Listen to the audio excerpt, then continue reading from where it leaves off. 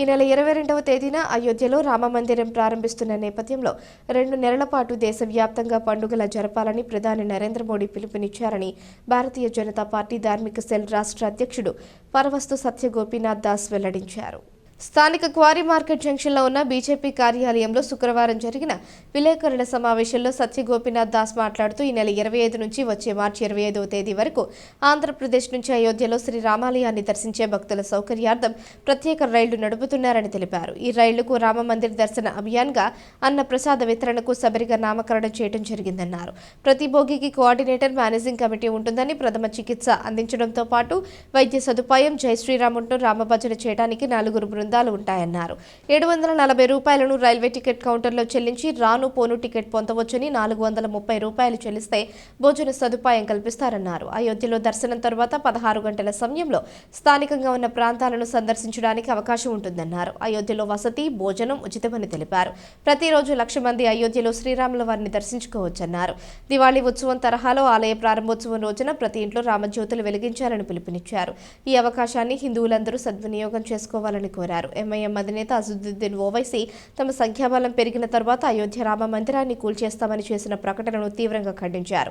సమావేశంలో జిల్లా అధ్యక్షుడు బొమ్మల దత్తు, నాయకులు రేలంగి శ్రీదేవి, అడబాల రామకృష్ణ, నర్సిపల్లి హారిక, కురగంటి సతీష్, బోరా రామచంద్రరావు, పిక్కి నాగేంద్ర, రత్నారెడ్డి తదితరులు పాల్గొన్నారు. మందిరం ఎన్నో వందల సంవత్సరాల నుంచి భారతీయులందరి యొక్క స్వప్నం. అది సాకారం కాబోతూ ఉంది. నరేంద్ర మోదీ గారి యొక్క నాయకత్వంలో ఒక దివ్యమైనటువంటి, భవ్యమైనటువంటి మందిరాన్ని అక్కడ ఏర్పాటు చేయడం జరిగింది. దానికి ప్రతిరోజు కూడా 1,00,000 మంది భక్తులు అక్కడికి వచ్చి దర్శనం చేసుకునేటట్లుగా ఏర్పాట్లన్నీ కూడా చేస్తూ ఉన్నారు. వాళ్ళందరికీ కూడా వసతి, తర్వాత భోజన వసతి, విడిది అన్నీ కూడా ఏర్పాట్లు చేస్తూ ఉన్నారు. ఆంధ్రప్రదేశ్ నుంచి కూడా ప్రత్యేకమైనటువంటి రైళ్లు కూడా కొన్ని ఏర్పాటు చేయడం జరుగుతూ ఉంది. దాన్ని రామ మందిర దర్శన అభియాన్ ట్రైన్ అని చెప్పి దానికి పేరు పెట్టడం జరిగిందనమాట. అక్కడ భోజనాలు ఏర్పాటు చేసేటువంటి దానికి శబరి అన్నప్రసాద వితరణ అనేటువంటి నామకరణం చేయడం జరిగింది. తర్వాత ఈ ట్రైన్స్లో కూడా కంప్లీట్గా అవి ఈ యొక్క రామ మందిర దర్శనానికే వెళ్ళేటట్టుగా ప్రతి బోగికి కూడా ఒక కోఆర్డినేటర్ ఉంటారు. తర్వాత ప్రతి ట్రైన్కి కూడా ఒక మేనేజింగ్ కమిటీ అనేటువంటిది ఒకటి ఉంటుంది. వాళ్ళు ప్రయాణికులకి ఏదన్నా దారిలో అస్వస్థత ఉంటే ఫస్ట్ ఎయిడ్, తర్వాత డాక్టర్ ఫెసిలిటీ, తర్వాత ఈవెన్ ఇంకా ఎమర్జెన్సీ ఉంటే అంబులెన్స్ ఫెసిలిటీసు, వీటన్నిటి కూడా ఏర్పాటు చేయడం జరిగింది. తర్వాత ప్రతి ట్రైన్లో కూడా అట్లీస్ట్ ఒక 4 భజన బృందాలు కూడా ఏర్పాటు చేసేటట్టుగా ప్రణాళిక జరుగుతూ ఉంది.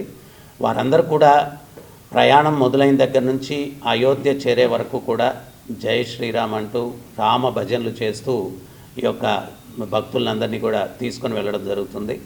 అక్కడ దిగిన తర్వాత రామ మందిర దర్శనం అయిన తర్వాత లోకల్గా ఉన్నటువంటి ప్రదేశాలు సందర్శించడానికి అక్కడ లోకల్గా బస్సులు కూడా ఏర్పాటు చేయడం జరుగుతూ ఉంది. ఆ బస్సుల ద్వారా వాళ్ళు లోకల్గా చూడాల్సినటువంటి సందర్శన ప్రదేశాలన్నింటినీ కూడా సందర్శన చేసి 16 గంటల లోపల పూర్తి చేసుకొని వాళ్ళు మళ్ళా ట్రైన్లో ఎక్కాల్సినటువంటి పరిస్థితి అనమాట.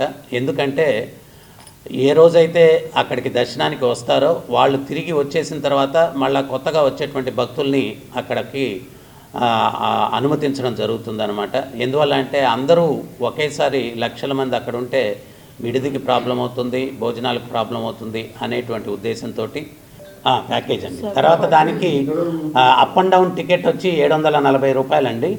తర్వాత భోజనానికి అప్ అండ్ డౌన్ 430 రూపాయలు అనమాట. ఇది 25వ తేదీ నుంచి మొదలవుతాయండి ఇక్కడ నుంచి ట్రైన్స్ ఇవన్నీ కూడా. తర్వాత మార్చి 25 వరకు జరుగుతుంది.